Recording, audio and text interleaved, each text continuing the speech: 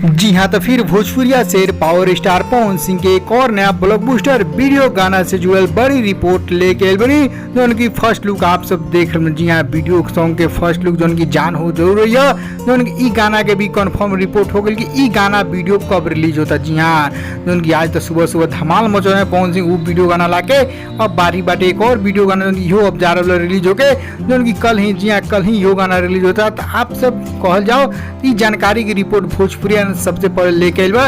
ये तो latest news हमेशा सबसे पहले लेके आए भोजपुरिया। तो आपसे इंस्टाग्राम पे भोजपुरिया सर्च कर फॉलो कर दे, और इस चैनल पे नया बने तो जुड़ जाए जरूर। जी हाँ, तो चलिए आपसे दर्शक फैंस लोग बता दें नया हम तरो ताजा रिपोर्ट बड़ी खबर उनकी जान हो जरूर है। जो उनकी जन्मदिन पार्टी के बधाई के गीत है, जो उनकी कहल जाओ गीत के बोल से ही आप लोग उम्मीद। जी हाँ, गीत है तो धमाल मच ऑडियो और बारी बाटे वीडियो गाना देखे, जो कल ही, जी हाँ कल ही आप लोग रिलीज था फुल वीडियो दिन मंगलवार 22 सितंबर के। जी हाँ 22 सितंबर के दिन मंगलवार के एकरो फुल वीडियो आ रहा बा। जी हाँ, तो चैनल के नाम बटे माँ अम्मा फिल्म। जी हाँ माँ अम्मा फिल्म जो है कि यूट्यूब पे ऑडियो गाना वही गाना चैनल पे वीडियो गाना भी रिलीज होता है। जी हाँ, तो कल, जी हाँ तो कल रिपोर्ट कल टाइमिंग कितना बजे रिलीज होती है। कल टाइमिंग बटे 5:45। जी हाँ 5:45 बजे सुबह में ही वीडियो गाना रिलीज हो जाए माँ अम्मा फिल्म यूट्यूब चैनल पर। जी हाँ माँ अम्मा फिल्म यूट्यूब चैनल पर फुल वीडियो कल 5:45 में आ रहा। तो आपसे कि नया बड़ी खबर बतानी, खुश खबर, तो खबर जरूर पसंद पड़ लाइक करें, फेसबुक पर शेयर करें, ताकि सारा फैंस लोग जान लो